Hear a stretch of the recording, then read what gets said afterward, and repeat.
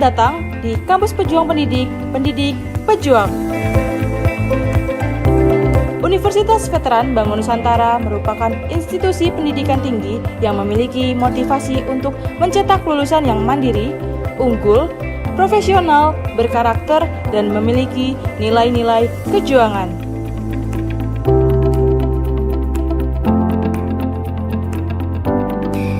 Saya Rektor Universitas Veteran Bangun Nusantara, Profesor Dr. Farida Nugrahani Magister Humaniora. Misi Universitas Veteran Bangun Nusantara adalah terwujudnya universitas yang unggul, berkarakter, mandiri, dan memiliki nilai-nilai kejuangan.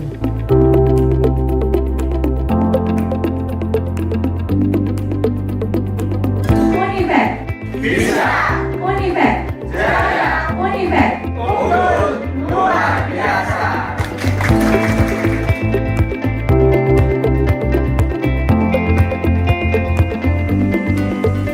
Kampus Universitas Veteran Bangun Nusantara terdiri dari 6 fakultas unggulan dan 1 program pasca sarjana. Univet Bantara memiliki peringkat ke-97 antar perguruan tinggi se-Indonesia, dilansir melalui website EduRank.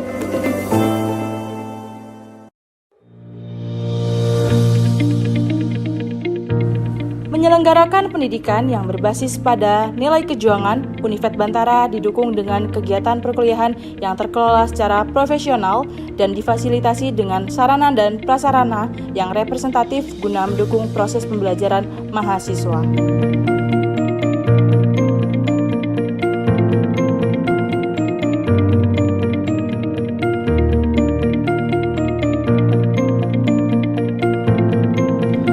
Univet Bantara secara intens melaksanakan penelitian guna menunjang pengembangan iptek dan sosial budaya sekaligus sebagai wadah untuk memberikan kompetensi serta keahlian khusus untuk mahasiswa dalam menyongsong masa depan yang penuh dengan tantangan.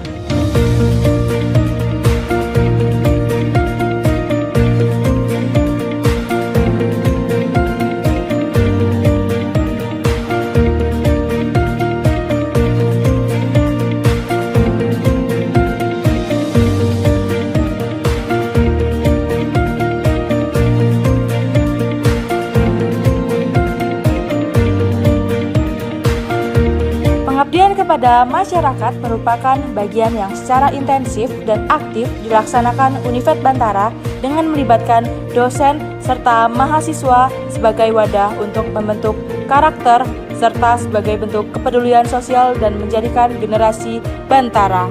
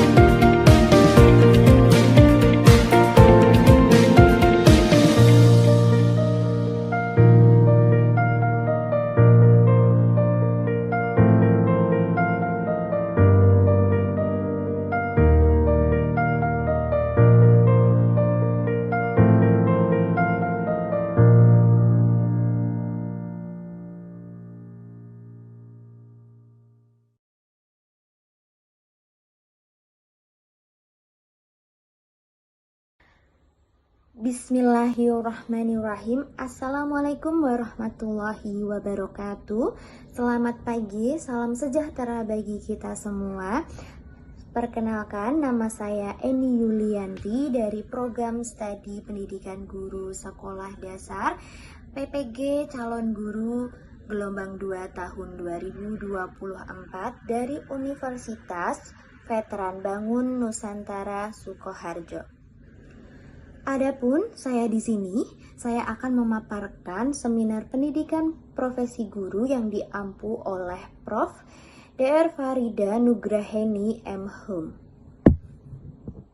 Adapun yang pertama mengenai biodata mahasiswa, dengan nama saya sendiri Eni Yulianti dengan NIM 2422520033 dengan kelas PGSD 1 dan asal Pati, Jawa Tengah.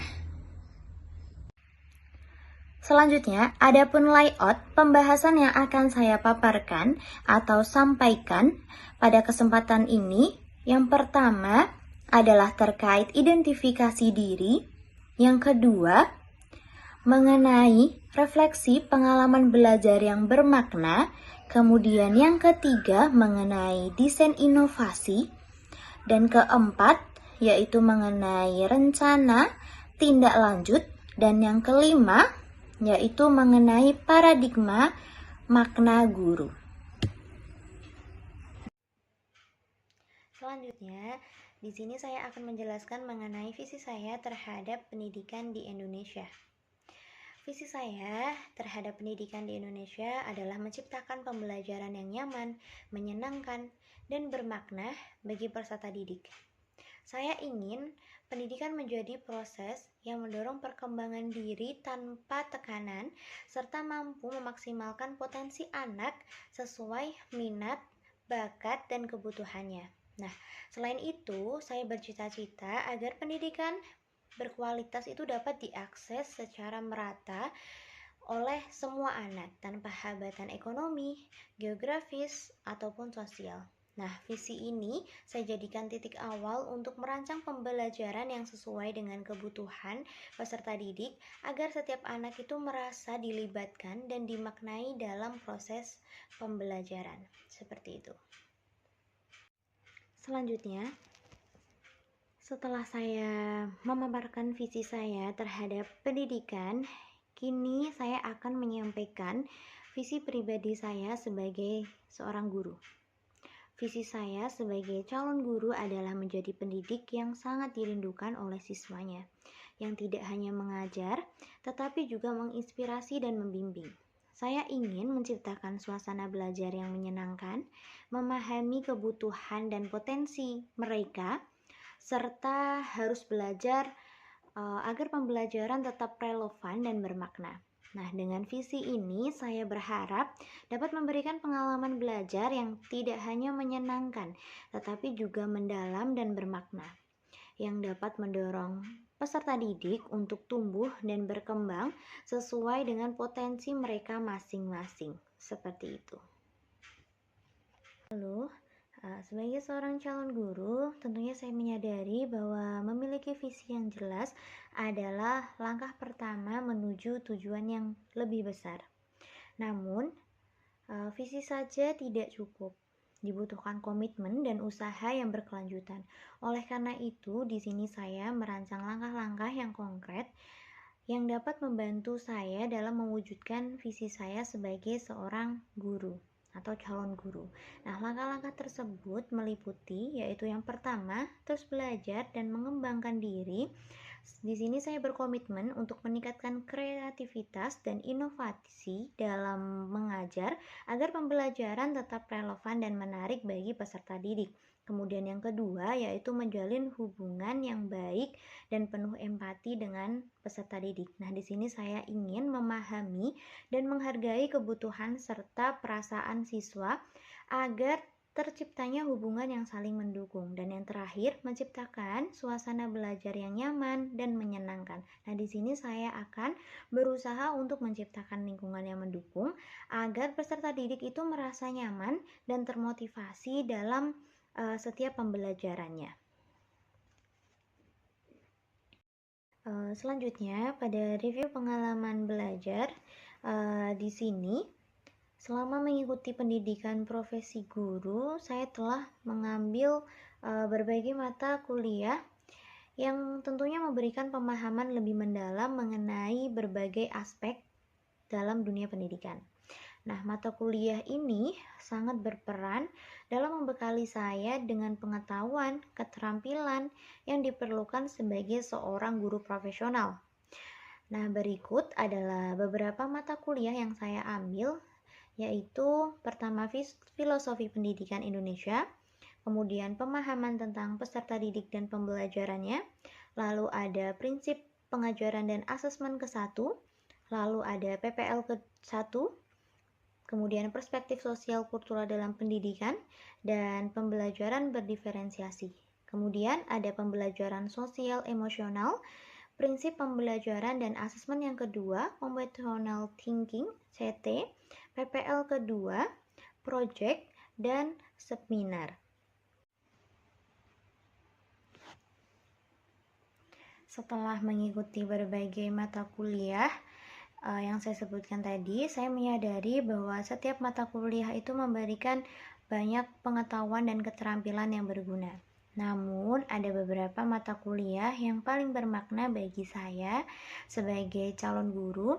Salah satunya adalah mata kuliah pemahaman tentang peserta didik dan pembelajarannya, yang mengajarkan saya cara untuk lebih memahami peserta didik dan kebutuhan mereka dalam proses pembelajarannya. Di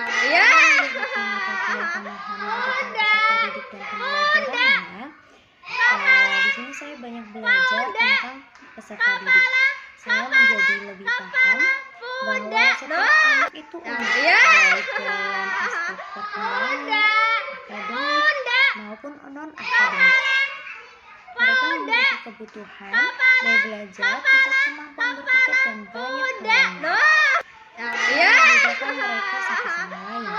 Keberagaman ini membuat saya menyadari betapa pentingnya untuk memahami peserta didik secara menyeluruh, agar pembelajaran yang diberikan itu dapat sesuai dengan kebutuhan dan potensi mereka. Nah, melalui mata kuliah ini, saya belajar bahwa menjadi seorang guru itu bukan hanya mengajar, tetapi juga memahami setiap individu dengan segala perbedaan.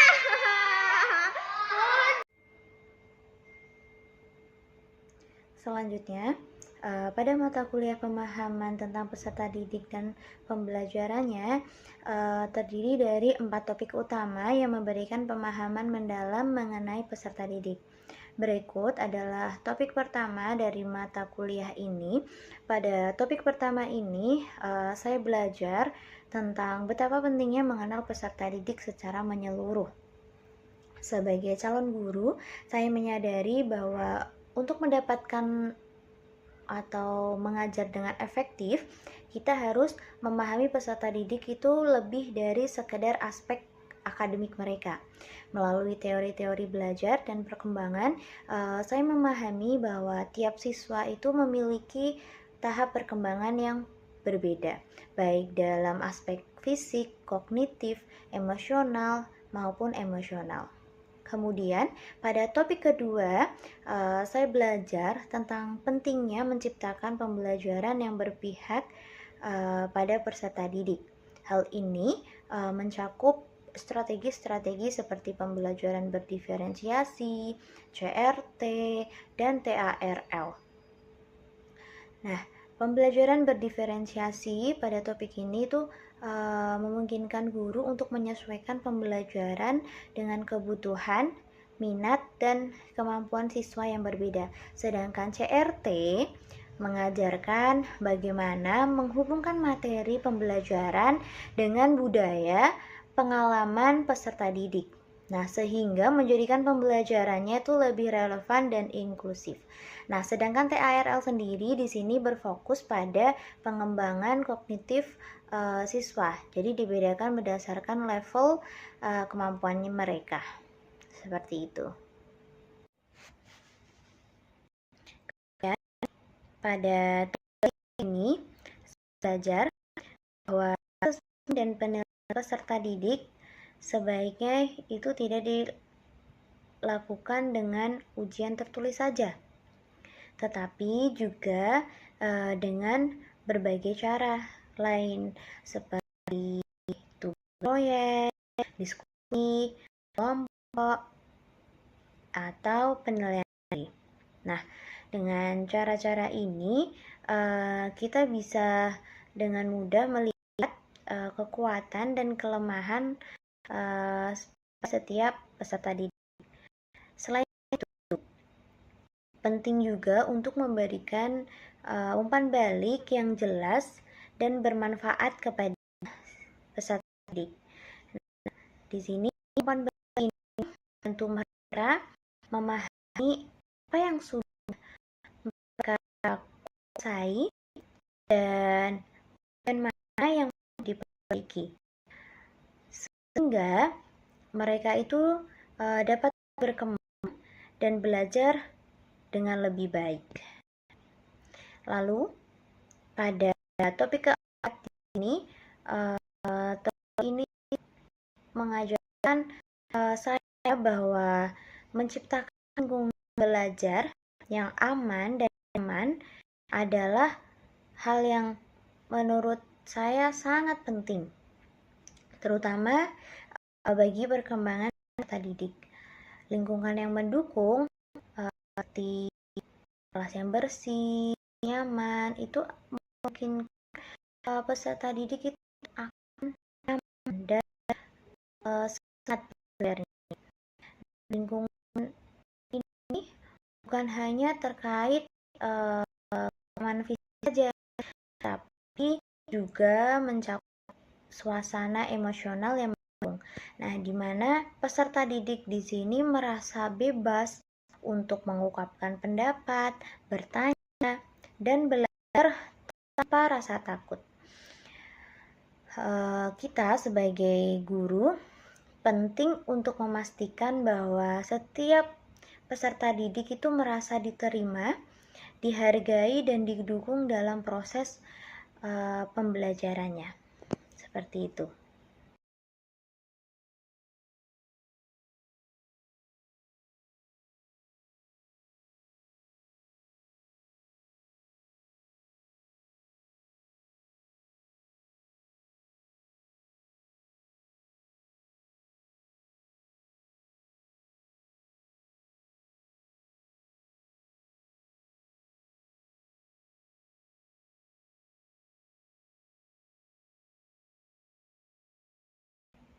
Kemudian, dari semua topik yang saya pelajari pada mata kuliah pemahaman tentang peserta didik dan pembelajarannya, topik kedua menjadi yang paling berkesan bagi saya. Di sini saya belajar bahwa pembelajaran yang baik adalah pembelajaran yang benar-benar berpihak pada peserta didik. Salah satu strategi yang membuka wawasan saya adalah pendekatan TARL. Melalui TARL, saya menjadi paham bahwa penting sekali bagi guru itu mengajar sesuai dengan kemampuan siswanya, bukan berdasarkan kelas ataupun usia mereka. Kadang kan ada siswa yang belum siap menerima materi tertentu, dan jika dipaksakan mereka tuh justru semakin tertinggal. Nah, dengan TARL kita bisa mengelompokkan siswa itu berdasarkan level penguasaan mereka, lalu memberikan pembelajaran yang sesuai dengan kebutuhan mereka juga. Kemudian, sebagai bagian dari pemahaman saya terhadap mata kuliah pemahaman peserta didik dan pembelajarannya, di sini saya melampirkan beberapa artefak yang menggambarkan proses pembelajaran yang telah saya jalani. Di antaranya dalam ruang kolaborasi topik 2, di sini saya dan teman-teman berdiskusi serta berbagi pandangan tentang cara merancang pembelajaran yang berpihak pada peserta didik. Nah, di sini saya berarti untuk menganalisis rencana pembelajaran untuk mengasah kemampuan dalam menilai dan menyusun pembelajaran yang sesuai dengan kebutuhan serta karakteristik siswa. Selanjutnya, pada demonstrasi kontekstual, di sini saya melakukan refleksi terhadap pembelajaran yang telah dilalui dengan meninjau apa yang telah berjalan baik dan aspek yang perlu diperbaiki. Dan terakhir, melalui elaborasi pemahaman, di sini saya melakukan diskusi mengenai kasus pada dunia pendidikan, seperti itu. Berikut adalah desain inovasi pembelajaran yang saya susun yang berorientasi pada mata kuliah pemahaman tentang peserta didik dan pembelajarannya, khususnya pada pendekatan TARL.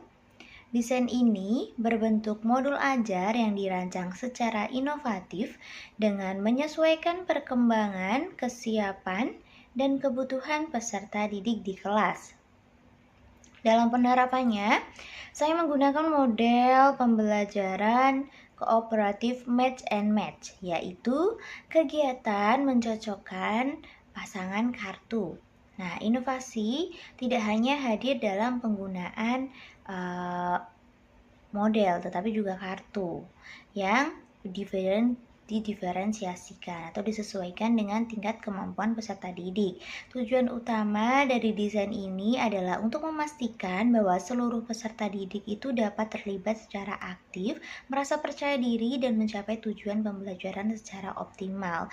Melalui desain ini, saya ingin menegaskan pentingnya pembelajaran yang berpihak pada peserta didik, serta upaya untuk menciptakan lingkungan belajar yang tentunya menyenangkan, inklusi, dan bermakna bagi semua anak. Berikut adalah dokumentasi pelaksanaan desain inovasi pembelajaran yang saya terapkan pada peserta didik kelas 3 SD. Desain ini mengintegrasikan pendekatan TARL dengan model pembelajaran match and match dalam materi aturan di sekolah. Kemudian, berdasarkan artefak yang dihasilkan selama mengikuti mata kuliah pemahaman tentang peserta didik dan pembelajarannya, di sini saya melakukan pengembangan lebih lanjut dalam bentuk penyusunan sebuah buku yang berjudul Modul Ajar Sekolah Dasar melalui pendekatan TARL dengan model Match and Match tahun ajaran 2004-2005. Nah, buku ini merupakan hasil kolaborasi bersama teman-teman kelompok saya dan berisi kumpulan modul ajar yang dirancang dengan beberapa pendekatan dan model yang lain. Nah, penyusunan modul-modul ini tentunya disesuaikan dengan karakteristik dan kebutuhan peserta didik di jenjang sekolah dasar serta berorientasi pada pembelajaran yang berpihak pada peserta didik. Sebagai bentuk apresiasi terhadap karya yang kami hasilkan, kami juga mengajukan pendaftaran hak kekayaan intelektual (HKI) atas buku ini. Namun, saat ini proses pendaftaran HKI masih berlangsung.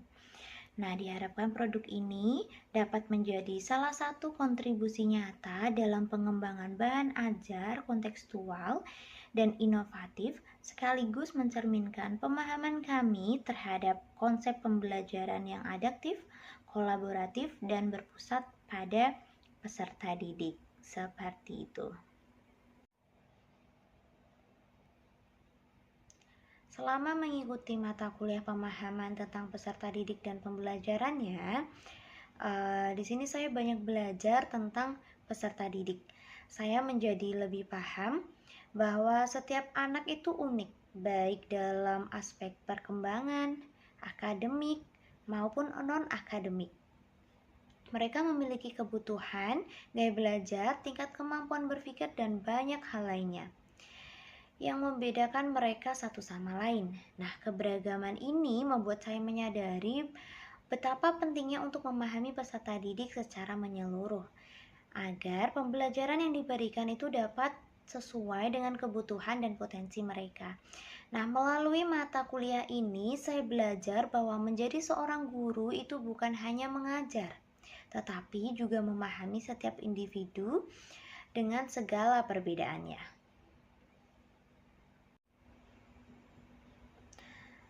Sebagai calon guru profesional, proses belajar saya tidak berhenti setelah mengikuti program pendidikan profesi guru. Justru dari pengalaman dan pembelajaran yang saya peroleh selama program ini, saya menyadari pentingnya untuk terus mengembangkan diri secara berkelanjutan. Oleh karena itu, saya telah menyusun rencana tindak lanjut yang menjadi komitmen saya dalam meningkatkan kualitas diri sebagai seorang pendidik. Rencana tindak lanjut ini mencakup langkah-langkah yang strategis untuk memperkuat kompetensi pedagogik saya, meningkatkan keterampilan dalam merancang pembelajaran, serta memperdalam refleksi terhadap praktik mengajar yang telah saya jalani. Nah, berikut adalah 3 fokus utama dalam rencana tindak lanjut yang akan saya laksanakan ke depan.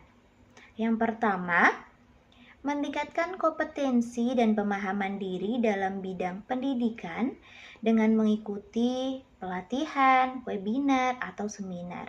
Kemudian yang kedua, meningkatkan penggunaan model, metode, maupun pendekatan pembelajaran yang variatif dan sesuai dengan kebutuhan peserta didik, serta mengintegrasikan teknologi dalam pembelajaran. Kemudian yang terakhir, melakukan refleksi dan evaluasi diri setelah melaksanakan pembelajaran.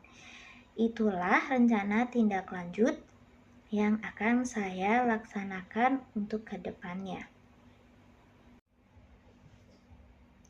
Pandangan saya tentang makna seorang guru semakin berkembang setelah mengikuti program pendidikan profesi guru. Sebelum mengikuti PPG, saya memandang guru bukan hanya sebagai penyampai materi, tetapi juga sebagai sosok yang menyenangkan dan mampu menciptakan suasana belajar yang nyaman bagi peserta didik. Nah, fokus saya saat itu lebih kepada bagaimana membuat pembelajaran terasa menyenangkan dan tidak membebani peserta didik. Namun, setelah saya mengikuti program PPG ini selama 1 tahun, saya menyadari bahwa peran guru jauh lebih itu.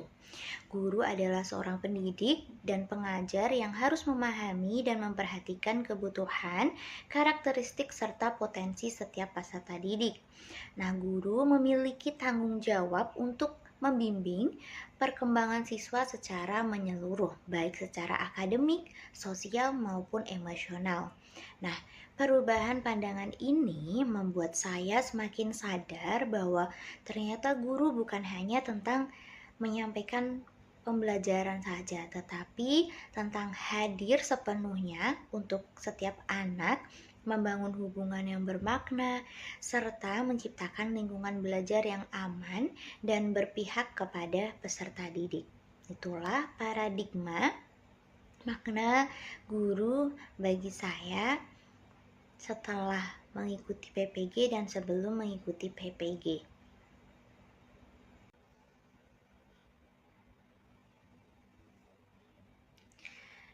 Demikian pemaparan yang dapat saya sampaikan. Semoga materi yang saya sampaikan bermanfaat dan dapat menjadi inspirasi ke depannya. Terima kasih banyak dan mari kita terus belajar dan tumbuh bersama demi pendidikan yang lebih baik. Wassalamualaikum warahmatullahi wabarakatuh.